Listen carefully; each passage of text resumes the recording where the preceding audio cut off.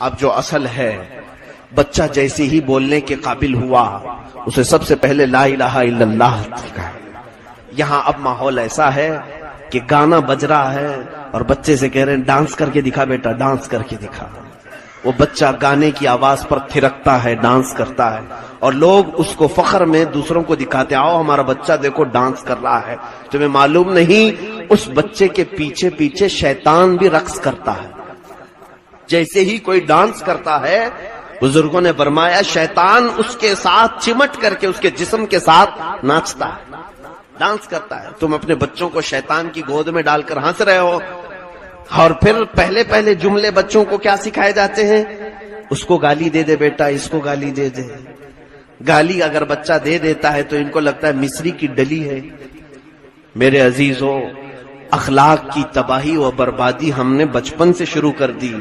اسی لیے شیخ سعدی رضی اللہ تعالیٰ عنہ کی وہ بات مجھے یاد آتی ہے، زمین میں ادرک بو کر کے گنا آنے کی امید مت رکھنا۔ ہوتا ہے ایسے، زمین میں آپ نے ادرک بویا ہے اور امید کیا لگا کے بیٹھیں گے؟ گنے کی فصل آ رہی ہے۔ ارے ادرک کی آئے گی، گنے کی نہیں آئے گی۔ بچے کو پورا ماڈرن کلچر میں شروع سے پالا اور جوان ہونے میں سوچتے ہیں یہ غلام حسین بننا چاہیے، غریب نواز کے اس کے اندر اخلاق آ جائیں۔ کہاں سے آئیں گے؟ تم نے اس کو جو چیز تربیت میں دی۔ اچھا، تربیت شروع کہاں سے ہوتی ہے جانتے ہیں؟ بچہ جیسی ماں کے پیٹ میں آ گیا، حمل میں 3 مہینے کا حمل نہیں ہوتا، جب سے ہی آپ کو تربیت شروع کر دینا چاہیے، جب سے ہی تربیت شروع کرو۔ مصر میں میں نے دیکھا ایک گھر بنائے ہیں، وہ ہمارے لوگ نہیں ہیں لیکن کام اچھا ہے اس لیے میں کہہ رہا ہوں۔ حاملہ عورتیں جتنی بھی ہیں شہر کی، وہ وہاں چلی جاتی ہیں، صبح سے شام تک وہ قرآن کی تلاوت چل رہی ہوتی ہے اس گھر میں، اور وہاں پر اولیاء کاملین اور جو ہماری امت کے اسلام کی بڑی بڑی خواتین، ان کی سیرتیں وہاں بیان ہو رہی ہوتی ہیں۔ دن پورا وہ حاملہ عورت وہاں گزار کر کے آتی ہے، 6 مہینے تک اس کے ساتھ یہ کرتے ہیں۔ کچھ اچھے گھروں والے چھٹی دیتے ہیں حاملہ عورت کو کہ جا اس کو دار المحامل یا دار الحبلہ ایسے کچھ نام ہے اس کا، کہ اس گھر پہ جاتی ہیں عورتیں۔ وہ ایک پورا بنایا ہوا ہے، ایک تنظیم نے بنا کر کے رکھا ہے ایسا گھر کہ حاملہ عورتیں یہاں آئیں، دن پورا گزارے، قرآن کی تلاوت سنیں، نعتیں سنیں اور سیرت اولیاء کی سنیں، شام میں چلی جائیں۔ کیوں؟ اس لیے کہ دیکھا گیا ہے کہ جس عورت کے پیٹ میں بچہ پل رہا ہے، وہ حمل کے دوران جو جو کرتی تھی وہ سب بچے کے اوپر اثر ہوتا ہے، سب بچے کے اوپر اثر ہوتا ہے۔ ہم نے سنا ہے تاریخ میں حضرت سیدنا غوث اعظم عبد القادر جیلانی رضی اللہ تعالیٰ عنہ، جب آپ کی ولادت ہوئی، آپ مدرسے کو آپ کو بھیجا گیا چھوٹی عمر میں، استاد نے قرآن شروع سے پڑھانا چاہا تو حضرت غوث پاک نے سبحان الذی اسری بعبدہ 15ویں پارے سے پڑھنا شروع کیا۔ استاد نے کہا میں شروع سے الف لام میم سے پڑھا رہا ہوں، تو غوث پاک نے فرمایا 15 پارے تو میں نے اپنی ماں کے پیٹ میں یاد کر لیے تھے، سن لیے تھے۔ یہ روایت حضرت بابا فرید الدین کے متعلق بھی سنائی جاتی ہے، لیکن یہ بات مجھے یہاں کہنا ہے، عرض کر رہا تھا کہ ہمارے ہاں بچوں کی تربیت حمل کے دوران سے شروع کرنی چاہیے۔ اب جو حاملہ عورتیں ہیں ہم ان سے کیا کیا کروا رہے ہیں؟ یہاں ہمارے ہاں رواج ایسا ہے، حمل میں آ گیا بچہ تو عورت سے کام کاج زیادہ نہیں ہوتے، کیا کر رہی ہے؟ ٹی وی سیریل دیکھتے بیٹھی ہوئی، دن بھر ٹی وی دیکھ رہی ہے۔ اور جب بچے کی ولادت ہوگی تو بچہ کیسا آئے گا تمہارے گھر میں؟ جو تمہارے اخلاق تھے حمل کے دوران وہی بچے پر اثر ہوتے ہیں۔ مجھے معلوم ہے کہ میرے خود کے گھر کی بات میں بتا رہا ہوں، حمل میں آتے ہی ہم نے خود یہ پابندی لگائی اپنی عورتوں کو کہ 9 مہینے تک 9 ختم قرآن ہو جانے چاہیے۔ حمل کے دوران اگر 9 مہینے تمہارا حمل ہے، ہر مہینے 1 ختم قرآن پورا ہونا چاہیے، تاکہ 9ویں مہینے میں 9 ختم قرآن کے بعد جو بچہ آئے گا انشاءاللہ العزیز اللہ تعالیٰ اسے صالحین میں پیدا کرے گا۔ کہہ رہا ہوں آلریڈی یہودی یہ کر رہے ہیں اسرائیل میں۔ افسوس ہے کہ ہمارے اسلام میں یہ سب چیزیں ہیں۔ میں نے اسرائیل کی ایک رپورٹ پڑھی جس میں ان کے ہاں جیسے ہی عورت حمل والی ہوتی ہے اس عورت کو وہ لوگ ہائی کلاس کے کھانے کھلاتے ہیں، حساب میتھس وغیرہ سب سکھاتے ہیں، اس کا ذہنی کام کرواتے ہیں، اس سے لین دین کی باتیں کرواتے ہیں۔ ہم نے پوچھا اتنے سارے ایکٹیویٹیز اس عورت کو، کہا اس عورت کی تربیت نہیں ہو رہی، اس کے پیٹ میں جو بچہ ہے اس کی تربیت ہو رہی ہے، مکمل اس کی ایسی سیکورٹی کے ساتھ۔ اس کے بعد پھر جو یہودی بچہ پیدا ہوتا ہے وہ اعلیٰ دماغ لے کر کے آتا ہے میتھمیٹکس میں، اور سب سے بڑی دنیا کا فتنہ آج یہی یہودی بنے ہوئے ہیں۔ اسلام نے یہ تربیت کا ہمیں انداز سکھایا ہے کہ اپنے بچوں کی تربیت ایسے کریں آپ۔ آج غیروں نے اٹھا لیا اس کو اور ہم اپنے عورتوں کو ایسی آوارہ چھوڑ دی۔ اب سنیے، میں بات جلدی جلدی کرتے ہوئے گزروں۔ اللہ کے حبیب صلی اللہ علیہ وسلم کی حدیث پاک کہ 3 چیزیں حضور نے فرمائی، تینوں یاد رکھ لیں آپ۔ فرماتے ہیں لاعبوا سبعا ادبوا سبعا صاحبوا سبعا۔ 7 سال میں الگ الگ سٹیپ بائی سٹیپ بچوں کی تربیت کرنے کا انداز سکھایا ہے۔ پہلے 7 سال الگ، دوسرے 7 سال الگ، تیسرے 7 سال الگ، کل کتنے ہوئے؟ 21 سال۔ 21 سال تک یہ ماں باپ کی ذمہ داری ہے اپنے بچوں کو سنبھالنے کی۔ پہلے 7 سال کیا کرو ان کے ساتھ؟ حضور فرماتے لاعبوا سبعا، ان کے ساتھ کھیل کود کرو بس۔ شروع کے جو 7 سال ہیں بچے کے، ان کے ساتھ ان کو کھیلنے دو، ان کو جتنا ہے وہ پورے طور پر اپنی ورزش کرنے دو۔ یہ اچھل کود کر رہے ہیں، حتیٰ کہ مسجدوں میں جو بچے آتے حضور صلی اللہ علیہ وسلم نے ان کو بھی منع نہیں کیا۔ جو چھوٹے بچے آتے تھے نہیں منع کیا ہے، ہم اپنی صفوں سے نکال کر کے باہر پھینک دیتے ہیں، بچے ادھر چلے جاؤ، تاکہ یہ پوری گینگ بنا کر کے شور مچاتے ہیں۔ ہر باپ اپنی صف کے کنارے میں ان کو لے کر کھڑا رہے۔ اعلیٰ حضرت اللہ تعالیٰ عنہ نے لکھا ہے فتاوی رضویہ شریف میں کہ 8 سال کا 7 سال کا بچہ جو ہوش و حواس رکھتا ہے، تمیز رکھتا ہے، اس بچے کو پہلی صف سے بھی نہ نکالا جائے۔ جو تمیز رکھتا ہے، ابھی بالغ نہیں ہوا لیکن اگر وہ صف میں آ گیا ہے تو اس کو سائیڈ میں کنارے میں آپ رکھیں۔ اس کی وجہ یہ ہے کہ ابھی اس کے اندر ساری چیزیں ٹرانسفر ہو رہی ہیں، وہ اپنے بڑوں کو دیکھے گا وہی چیز سیکھے گا۔ اور پیچھے ڈال دیتے ہیں ہم بچوں سے بچے سیکھ رہے ہیں، ہمارے بچوں سے بچے کیا سیکھیں گے؟ ہاں، بچے چچوں سے سیکھتے ہیں۔ خیر، اب یہاں پر دیکھیں 7 سال حضور نے فرمایا کھیلو ان کے ساتھ۔ ہم تو 3 سال میں ہی لے جا کے اسکول میں ڈال دیے ان کو۔ آج تو رواج یہی ہے نا، پری نرسری، پلے گراؤنڈ، کیا کیا بنا دیا ہے۔ 3 سال کا بچہ ادھر دودھ چھوڑا ادھر اسکول میں چلا گیا، اور اس پر بوجھ ڈال کر کے ہم پڑھا رہے ہیں۔ جبکہ مجھے معلوم ہے گورنمنٹ کا بھی قانون کیا ہے جانتے ہیں آپ؟ انڈین گورنمنٹ کا لا بھی یہ ہے 6 سال سے پہلے بچے کو نہ پڑھایا جائے۔ 6 سال سے پہلے کی جتنی اسکولیں ہیں آپ جا کر کے معلوم کر لینا۔ یہ جو UKG LKG آپ کے یہاں کیا چلتا ہے؟ یہی چلتا ہے، pre nursery, nursery, LKG UKG چلتا ہے، یہ سب اللیگل ہے۔ پوچھ لینا آپ، کسی کا پرمیشن نہیں ہوتا۔ ہم خود اسکول چلا رہے ہیں، میں خود ہمارے یہاں اسکول چل رہی ہے پری نرسری وغیرہ کی، اس کا پرمیشن ہی نہیں ہوتا ہے، کیونکہ قانونی اعتبار سے فرسٹ اسٹینڈرڈ سے ہی اسکول ہوتی ہے۔ اب پرانے لوگ پوچھیں یہ لوگ کون سی پری نرسری پڑھ کے آئے ہوئے؟ پہلی جماعت سے ہی تو پڑھتے تھے۔ بہرحال یہ یہاں سے چیزیں اب الگ ہو گئی۔ اب پتہ نہیں، مجھے لگتا ہے اگلے زمانے میں اب ایک اسکول ایسی آئے گی جو ہاسپٹل میں ہی آ کر کے کھڑے ہو جائیں گے، بچہ پیدا ہوا دے دو ہمیں، ہم ہی پالیں گے سب۔ ماں باپ اپنا بوجھ اتارنے کے لیے بچوں کو وہاں ڈال رہے ہیں۔ بہرحال پھر بھی اگر آپ رواج ایسا بن گیا ہے 3 سال میں اسکول میں بھیجنا پڑتا ہے تو بھیجیں، لیکن ساتھ میں اس کو زیادہ کھیل کود کی آزادی دیں، اس کے اوپر بوجھ نہ ڈالیں کسی بھی چیز کا۔ اب دوسرا نظام میرے آقا کا سنی، اللہ کے حبیب صلی اللہ علیہ وسلم فرماتے ادبوا سبعا۔ اب 7 سال سے لے کر کے 14 سال کی عمر تک خوب ادب سکھاؤ، اس کو ادب سکھاؤ، ہاتھ پکڑ کر کے لے جاؤ، نماز پڑھنا سکھاؤ، وضو کرنا سکھاؤ، بڑوں کے اخلاق، تمیز، ساری چیزیں 7 سال سے لے کر 14 سال کی عمر تک جتنا ادب ہو سکتا ہے سکھاؤ۔ مارنے کی بھی عمر یہی ہے، بچوں کو سختی بھی اگر کر سکتے ہو 7 سال سے لے کر صرف 14 سال تک بس۔ اور ہم ان عمر میں بچوں کے ساتھ کیا کر رہے ہیں؟ بچہ جب 3 سال سے اسکول جانے لگا تو جب 7 سال کا ہو گیا تو پابندی کر رہا ہے، تو ہم ٹینشن فری ہو گئے. سوچ لیا اب تو بچہ سیدھے راستے پر چل رہا ہے. اب اسے ادب ہی نہیں سکھایا. وہ 7 سال کی عمر میں وہ شاید دوسری کلاس میں ہوگا, تیسری کلاس میں ہوگا, تو اب ہم اس کو چھوڑ دیتے ہیں. اب پابندی سے جا رہا ہے, آ رہا ہے. 14 سال کی عمر تک اس کو کچھ پوچھا ہی نہیں ہم نے.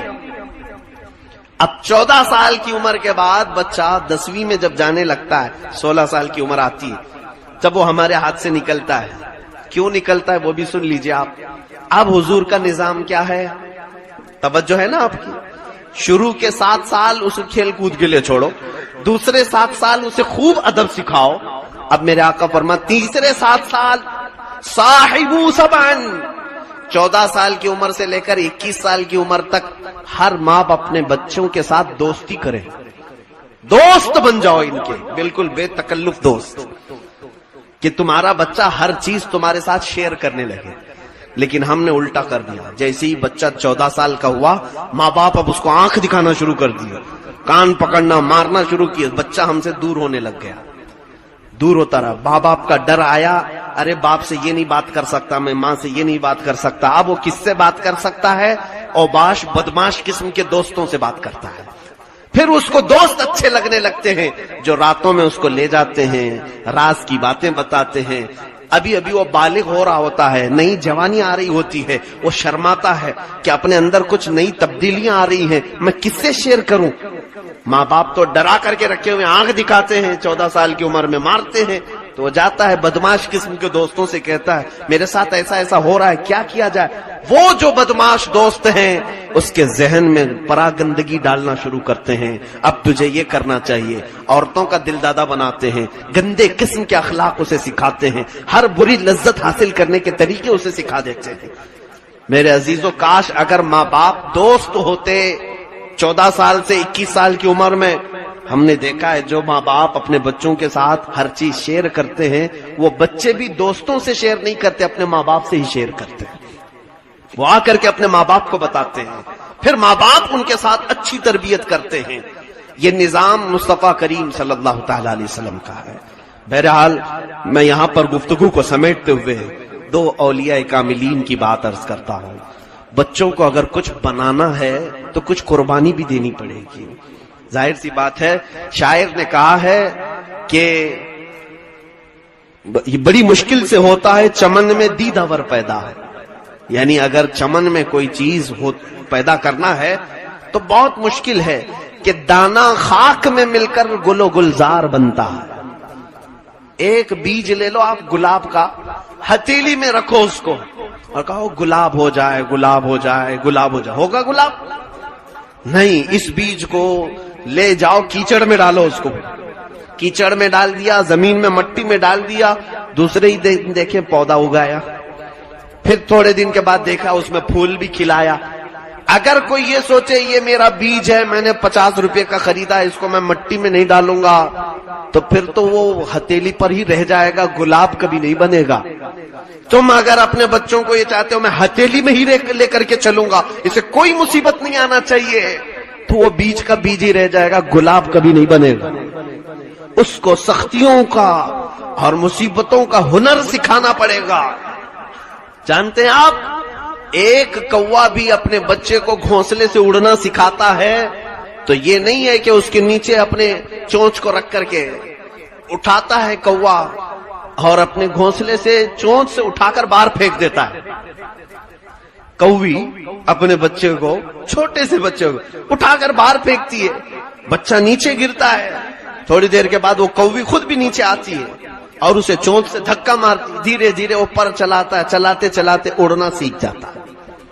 آپ سائیکل چلانا سکھاتے تو ہیں بچوں کو, ان کو مصیبتوں میں آنا سکھائیں. ہم کیا سوچتے ہیں, بچہ آج بریانی مانگا, بریانی بناؤ, آج چکن مانگ رہا ہے, چکن بناؤ, مٹن مانگ رہا ہے, میرا بچہ مٹن بناؤ. ان کو کبھی پوہے بھی تو کھلاؤ, ان کو یہ بھی بتاؤ کہ میرے آقا صلی اللہ علیہ وسلم 3 دن تک فاقہ کرتے تھے. ان کو کبھی ہفتے میں 1 دن روزہ رکھنا تو سکھاؤ, پتا تو چلے کہ غریبوں کی بھوک کیا ہوتی ہے. یہ سب تربیت ہم اپنے بچوں کے ساتھ نہیں کر رہے آج. ان کو سٹرگل کرنا سکھاؤ, مشقتوں میں آنا ان کو سکھاؤ, ماں باپ سے دور رہنے کی تمیز بھی انہیں سکھاؤ کہ بیٹا میں آج تیرے ساتھ ہوں, کل اگر میں نہیں رہوں گا تو کیسے کرے گا؟ اس لیے انہیں لے جا کر کے 2 دن 3 دن کسی اور جگہ پر رکھو، اپنے بل بوتے انہیں کچھ کرنے کا سکھاؤ۔ یہ جب مصیبتوں میں آئیں گے تو پھر ان کے اندر ہنر پیدا ہوگا، ایک ان کے اندر فن آئے گا۔ آپ دیکھیں سرکار غوث پاک رضی اللہ تعالیٰ عنہ کی والدہ ماجدہ، اللہ اکبر، یہ بیان کرتے میری آنکھیں بھیگ جاتی ہیں۔ میں نے اس کو کئی مرتبہ بیان کیا، توجہ سے سن لیں۔ ہم غوث پاک کی کرامتیں بہت بیان کرتے ہیں نا، ان کے نیاز فاتحہ 11ویں اسی میں لگ گئے، لیکن دیکھیں ان کی ماں، غوث پاک اپنی ماں کے اکلوتے بیٹے تھے، ماں بیوہ تھی، ان کے شوہر کا انتقال ہو چکا تھا۔ غوث پاک رضی اللہ تعالیٰ عنہ کے والد گرامی بہت جلدی انتقال کر گئے تھے۔ سیدنا غوث پاک عبد القادر جیلانی رضی اللہ تعالیٰ عنہ کی عمر ابھی بچپن کی ہے، تبھی ماں نے اپنے سے دور کر دیا، کہا بیٹا جاؤ بغداد پڑھنے کے لیے۔ جیلان ایران میں آتا ہے آج بھی۔ جیلان سے غوث پاک پیدل چلتے ہوئے بغداد گئے۔ یہاں ہمارے بچوں کو گھر سے مسجد نہیں بھیج رہے لوگ، اور وہ غوث پاک کی ماں تھی، جیلان سے بغداد بھیج دی، صبح سے شام کے لیے نہیں، کئی سالوں کے لیے بھیج دی۔ اکیلی رہ گئی گھر میں، بیوہ عورت، حضرت ام الخیر، ان کی تربت پر لاکھوں سلام۔ غوث پاک کی ماں کے نام سے میں نے ابھی ایک لڑکیوں کا مدرسہ قائم کیا ہے، جامعہ ام الخیر۔ ان کی ذات سے ہم بہت امپریس ہیں، دعا کریں اللہ اس میں بہت برکت عطا کرے۔ ماں کی تربیت تو دیکھیں آپ اپنے بچے کے لیے، غوث پاک کو بھیج دیا، 7 سال ہو گئے غوث پاک واپس نہیں آئے، ایک دن بھی نہیں۔ یہاں چھٹیوں کے لیے بچے لڑتے بھڑتے رہتے ہیں، کتنے ہیں، 6-7 سال کے بعد ایک تاجر جیلان سے بغداد گیا، اس نے پہچان لیا، عبد القادر تم اتنے بڑے ہو گئے، میں جیلان کا رہنے والا ہوں، لیکن بیٹا عبد القادر تمہاری ماں کا کچھ اتا پتہ ہی نہیں، خبر ہی نہیں وہ کیا کھاتی ہے کیا پیتی ہے، کیونکہ اتنا پردہ کرتی تھی کہ پڑوس والے بھی نہیں دیکھتے تھے غوث پاک کی ماں۔ پتہ نہیں بیمار ہے کہ اچھی ہے صحت مند ہے، کچھ خبر نہیں۔ غوث پاک کو اب ماں کی یاد ستانے لگی، بے قرار ہو گئے کہ ایک بار میں اپنی ماں کو دیکھ کر کے آؤں۔ پڑھنے کے زمانے کی بات ہے، غوث پاک رضی اللہ تعالیٰ عنہ کہتے ہیں اسی رات کو میں نے سامان سمیٹا اور نکل پڑا جیلان کے لیے۔ کئی دن کا سفر تھا یہ۔ جب جیلان پہنچے تو رات کا وقت تھا، اندھیرا چھایا ہوا تھا۔ غوث پاک فرماتے ہیں میں نے ٹٹولتے ٹٹولتے اپنے گھر کو جب پہنچا تو میرے دل کی دھڑکنیں بڑھ گئی۔ جو 7 سال کے بعد اپنے وطن میں آیا ہو اس کو اپنے گاؤں میں پہنچنے کی خوشی کتنی ہوتی ہے۔ وہ اپنے گھر کو آئے، کہا ابھی دروازہ کھٹکھٹاؤں گا، ماں گلے سے لگائے گی، تھوڑی دیر محبت سے ماں کے ساتھ بیٹھوں گا، کتنے حسین لمحات ہوں گے۔ غوث پاک یہ دل میں خیالات لیے آئے اور دروازے کو دستک دیا، اندر سے آواز آئی، کون؟ ماں کی آواز تھی۔ غوث پاک نے کہا ماں تمہارا بیٹا عبد القادر آ گیا ہے، تمہارا بیٹا عبد القادر آ گیا ہے۔ ماں جلدی سے دروازے تک آئی، لیکن یہ کہا کون سا عبد القادر؟ ایک ہی تو عبد القادر تھا نا۔ ماں اندر سے پوچھتی ہے کون سا عبد القادر؟ غوث پاک نے کہا ماں تمہارا بیٹا عبد القادر۔ ماں نے کہا بیٹا یہ بتا تعلیم مکمل کر کے آیا ہے یا آدھی چھوڑ کے آیا؟ دروازہ کھولا نہیں ابھی، اندر سے ہی پوچھ رہی ہے تعلیم پوری ہو گئی یا ادھوری چھوڑ کر کے آئے ہو؟ غوث پاک نے فرمایا ماں ابھی اور 2 سال باقی ہیں۔ کہا پھر کیوں آئے؟ کہا تمہاری یاد بہت ستا رہی تھی، سوچا ایک آدھ دن ملاقات کر کے پھر واپس چلا جاؤں گا۔ اے ماں کل ہی میں بغداد کے لیے نکل جاؤں گا، بس تم سے مل کر کے جانا چاہتا ہوں۔ ماں نے کہا بیٹا عبد القادر الٹے قدم واپس جاؤ، تمہاری اور ہماری ملاقات انشاءاللہ قیامت کے دن ہوگی۔ دروازہ نہیں کھلا، غوث پاک راتوں رات دروازے سے پلٹ کر چلے آئے، بغداد پہنچے، ماں کو گھر پہنچ کر کے بھی دیکھا نہیں۔ اس ماں کا کلیجہ کیسا تھا جو اپنے اکلوتے کے لیے دروازہ نہیں کھولا، صرف اس لیے کہ میری محبت غالب آ گئی تو کہیں اس کی تعلیم پر اثر نہ پڑ جائے، کہیں اس کے علم پر اثر نہ پڑ جائے۔ دروازہ نہیں کھولا، واپس چلے آئے غوث پاک۔ فرماتے میں پڑھنے میں پھر مصروف ہو گیا، 1 سال ابھی گزرا نہیں تھا کہ ایک تاجر آیا جیلان سے، تجارت کرنے والا، آ کر کے اس نے کہا عبد القادر تم ہی ہو؟ کہا ہاں۔ کہا 1 مہینہ ہو گیا تمہاری ماں کا انتقال ہو چکا ہے. ہم لوگ جنازہ کفن دفن کر چکے تھے. غوث پاک رضی اللہ تعالیٰ عنہ روتے رہ گئے. ان کی ماں نے جو کہا تھا بیٹا جاؤ تمہاری اور ہماری ملاقات قیامت میں ہوگی، غوث پاک کی ماں نہیں ملاقات کی. آج ہم اپنے بچوں کو یہ سوچتے ہیں ہتھیلی پر رکھ کر کے انہیں ڈاکٹر بنائیں، انجینئر بنائیں، ان کو فلاں بنائیں. ان کو جب تک آپ سٹرگل کرنا نہیں سکھائیں گے یہ کچھ نہیں بن سکتے.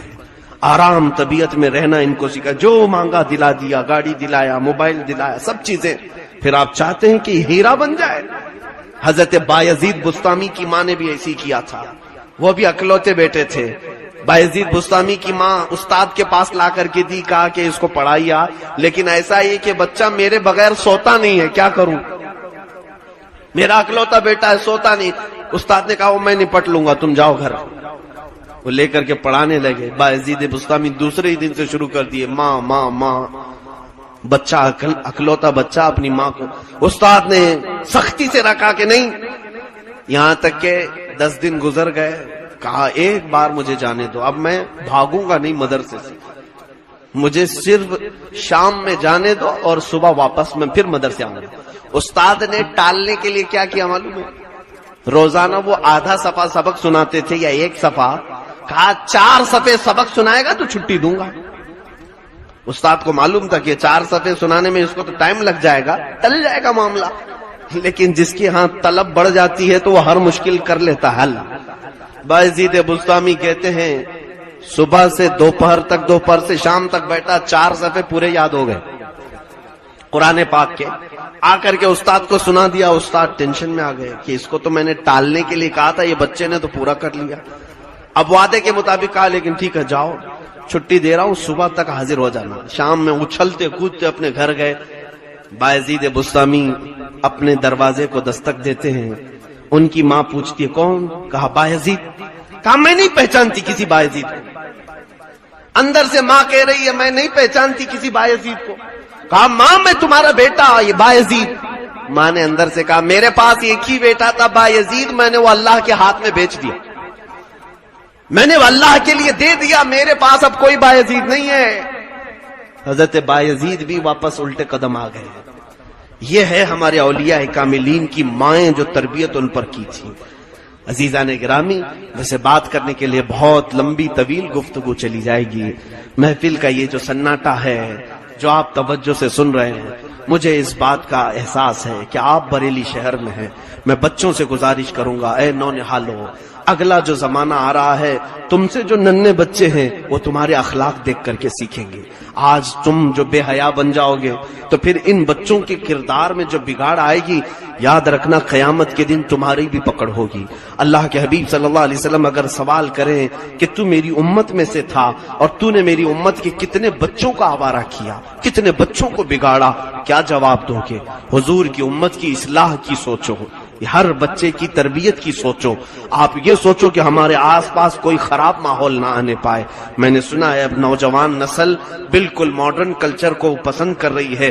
لڑکے لڑکیاں آپس میں چیٹنگ کرنا، بات کرنا، کالج کے ماحول بگڑتے چلے گئے. ہر نوجوان یہ سوچتا ہے میں ایک لڑکی کو محبت میں گرفتار کر لوں تو گویا کہ زندگی کا بڑا میں آدمی بن رہا ہوں. کون سی بڑی بات ہے؟ ایک عورت جو اللہ نے تیرے لیے پہلے سے رکھا ہے، اگر تم کسی لڑکی کو اپنی محبت میں فدا کر سکتے ہو، یہ کام تو کتا بھی کرتا ہے کسی کتیا کے ساتھ. جانوروں کو بھی اللہ تعالیٰ نے فطرت دے رکھی ہے. ہر جانور مذکر ہے، مؤنث ہے. وَمِن كُلِّ شَيْءٍ خَلَقْنَا زَوْجَيْنِ، اللہ فرماتا ہے ہر چیز میں ہم نے جوڑ بنا رکھا ہے. میرے عزیز بچوں، تمہاری زندگی کا کل مقصد ایک لڑکی کو حاصل کرنا نہیں، ستاروں سے آگے جہاں اور بھی ہے. یہ تو تمہاری زندگی کا ایک پارٹ ہے، تمہیں مل کے رہے گا اللہ کی طرف سے. عورت تمہاری زندگی میں آ کر کے رہے گی انشاءاللہ، لیکن تم اپنا پوری انرجی اس کے پیچھے خرچہ کر رہے ہو.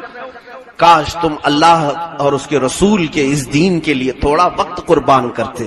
اللہ تمہیں وہ مقام عطا کرتا کہ جنت کی حوریں تمہارے آنے کا انتظار کر رہی ہوتی. تم دنیا کی عورتوں کے لیے پتہ نہیں اپنے آپ کو بدل لیے، اور جنت کی حوریں تمہارا انتظار کر رہی ہیں اگر تم ابا اخلاق نوجوان بن جاؤ. میں کہتا ہوں ہر امت مصطفیٰ کے غیور نوجوان، تم میں سے آج ہی سے اصلاح شروع کر لو، اصلاح شروع کر لو۔ میں کوئی بھی شریعت کے خلاف قدم نہیں اٹھاؤں گا، ایسا کوئی قدم نہیں اٹھاؤں گا جس سے میرے نبی کی ذات پر انگلی اٹھائے کوئی اور میرے امام احمد رضا پر کوئی انگلی اٹھائے۔ مجھے بڑا قلق ہے، دکھ ہے اور تکلیف ہے اس بات کی کہ جب کوئی یہ کہے کہ بریلی کے آس پاس کے لوگ، بریلی شہر کے لوگ نوجوان گندگیوں میں پڑ گئے، یہاں کی لڑکیاں بگڑ گئیں، لڑکے بگڑ گئے، دل میں اب درد ہوتا ہے۔ یاد رکھنا پھر مار پڑے گی اولیاء کاملین کی۔ اعلی حضرت کا جلال تھا، اگر وہ مار پڑ گئی تو کئی نسلیں برباد ہو جائیں گی، تباہ ہو جائیں گی۔ اس لیے اپنے آپ کو سنبھالو اور پھر جو کرنا ہے وہ سیکھو۔ انشاءاللہ العزیز پھر کبھی ملاقات ہوگی، میں نوجوانوں سے ضرور گفتگو کروں گا کہ اس فتنے کے ماحول میں آپ کو کرنا کیا ہے۔ اصلاح کے کام کے لیے شروع ہو جاؤ، کالجوں میں جاؤ، ان کو دعوت دو کہ تم اخلاق رسول کو اپنا لو، تم خیر امت ہو، تم پوری دنیا کے امام بنا کر کے پیدا کیے گئے ہو، پوری دنیا تمہیں دیکھ کر کے صحیح ہو جائے۔ مجھے یاد ہے افغانستان میں ایک لڑکا ایسا جس نے ایک انگریز عورت کی عزت بچائی تھی۔ وہ رپورٹر تھی، افغانستان کی جنگوں کے حالات میں رپورٹنگ کرتی تھی۔ امریکہ کی عورت، 4 فوجی جو اس کے ہی ملک کے تھے یا نیٹو افواج جو یورپین کنٹریز کے تھے، وہ فوجیوں نے اس عورت کو اکیلے میں پا کر شام میں زنا کرنے کا ارادہ کر لیا۔ 1-2 نوجوان تھے، وہ مسجد کی طرف جا رہے تھے، انہوں نے دیکھا وہ فوجیوں سے اس عورت کو چھڑا لیا، لے جا کر کے ایک کمرے میں رکھ دیا۔ وہ عورت کہتی ہے مجھے مسلمانوں سے بہت نفرت تھی، لیکن جب یہ نوجوان مجھے پکڑ لیے تو میں اور ڈرنے لگی، فوجی تو پتہ نہیں میرے ساتھ زنا کرتے، اب یہ تو قتل ہی کر دیں گے، مرڈر کر دیں گے۔ لیکن وہ عورت کہتی ہے ان میں سے یہ نوجوان ایک بار بھی میرے چہرے کی طرف نہیں دیکھا، اس نے مجھے کمرے میں رکھا، دروازہ کھولتا تھا، رات کو کھانا دے دیتا، کپڑے دیا، میرے کپڑے پھٹ گئے تھے۔ دوسرے دن یہ امریکہ کی ایمبیسی میں جا کر کے اس نے اطلاع دی کہ تمہارے ملک کی ایک عورت ہمارے پاس حفاظت سے ہے۔ ایمبیسی کے لوگ آئے اور مجھے لے کر کے گئے، مجھ سے پوچھا تو میں نے پورا واقعہ بتایا، ایسا ایسا فوجیوں نے میرے ساتھ کیا تھا، میں اخبار کی رپورٹر ہوں، لیکن اس نوجوان نے مجھے حفاظت کے ساتھ گھر لے گیا اور ایک بار بھی مجھے دیکھا نہیں، اس نے کپڑے دیے، مجھے کھانا دیا اور میں اس کی بہت عزت کرتی ہوں۔ امریکن ایمبیسی نے کہا اس کو ہم انعام دیں گے۔ اس نوجوان نے کہا مجھے انعام تم سے نہیں، تاجدار مدینہ سے چاہیے، مجھے میرے نبی سے انعام چاہیے۔ اتنا اس نوجوان نے کہا اور وہاں سے نکل گیا۔ وہ لیڈی امریکہ واپس جا کر کے آرٹیکل لکھتی ہے اور کہتی ہے لوگوں گواہ ہو جاؤ، میں نے اپنی عزت کی حفاظت اگر کہیں دیکھی ہے تو وہ اسلام میں ہے۔ اسلام کو اس نے ایکسپٹ کیا، قبول کیا۔ ایسا کوئی نوجوان بن جائے، ایسا کوئی جوان بن جائے جس کے اخلاق دیکھ کر کے لوگ اسلام میں آنا پسند کریں۔ ایسے نہ بنو کہ تمہیں دیکھ کر کے لوگ دین چھوڑ کر چلے جائیں۔